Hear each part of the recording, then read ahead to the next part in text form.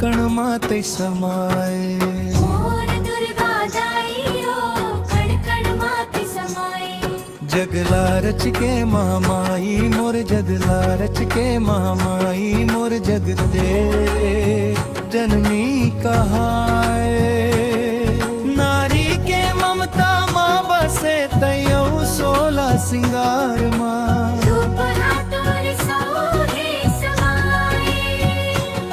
महातारी के दुलार माँ झरना के हर बूंद माँ।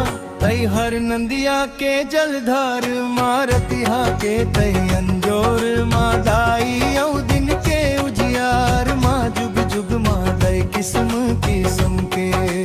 जुग जुग माते किस्म किस्म के महिमा तोर दिखाए अंतरा।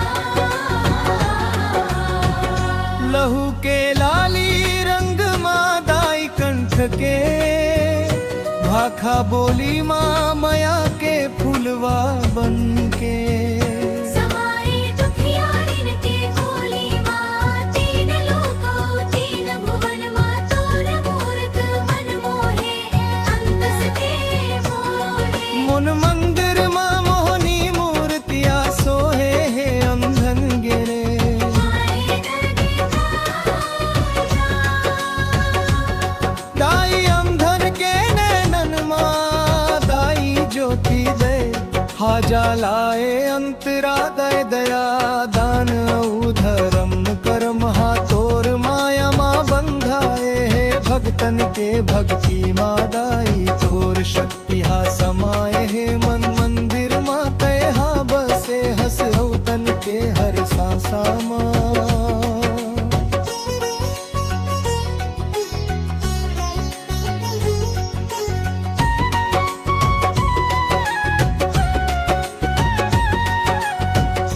लई का मन तो लागो हारे दाइयो।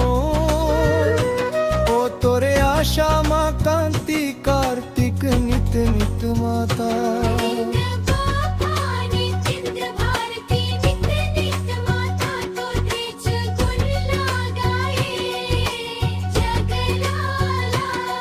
रच के महामाई मोर जगला रच के महाए।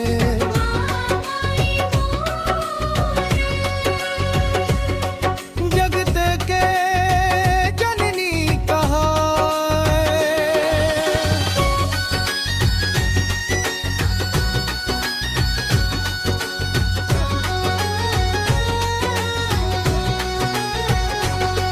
दी गए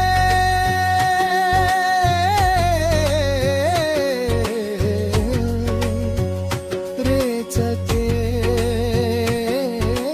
गाए। हे जगदाला रच के महामाई मोरे।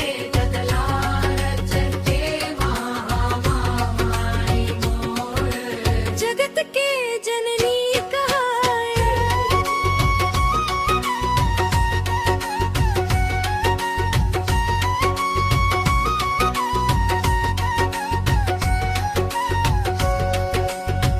नारी के ममता माँ बसे तई औ सोला सिंगार माँ।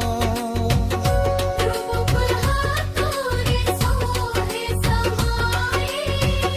महातारी के दुलार माँ। झरना के हर बूंद माँ ते हर नंदिया के जलधार माँ।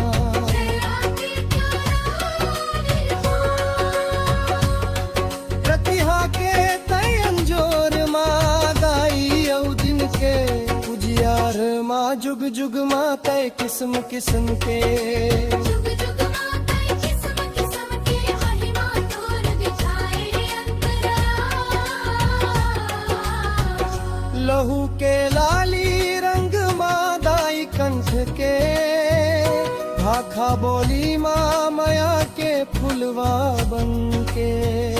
समाए दुखियारिन के होली माँ। तीन लोक औ तीन भुवन माँ तोर मूरत मन मोहे है। अंतस के मोरे